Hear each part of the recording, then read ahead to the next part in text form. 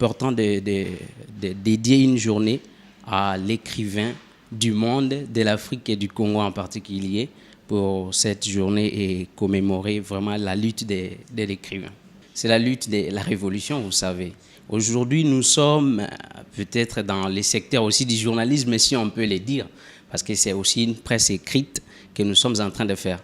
Et lorsque l'écrivain s'engage dans la lutte de la révolution, du coup, ça le met dans beaucoup de dangers. La mise en prison, dans les détentions et parfois l'exil. Au Congo, nous n'exerçons pas librement parce que quand est-ce que nous allons exercer librement notre passion de la littérature ou bien notre tâche?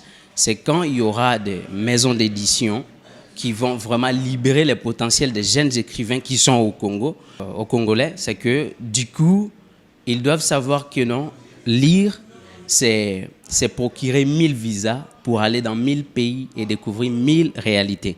D'où, du coup, il faut voir l'écrivain, il faut placer l'écrivain dans les rangs de ceux qui sont en train aussi de mettre la lumière sur certaines choses, réalités ou bien de très bonnes choses qui puissent contribuer à l'épanouissement d'une nation et de tous les êtres humains. Alors du coup, je lance cet appel-là, que tout le monde tienne à honorer l'écrivain. Du coup, je lance aussi un appel au ministère, à notre ministère qui est le ministère de Culture, Art et tout.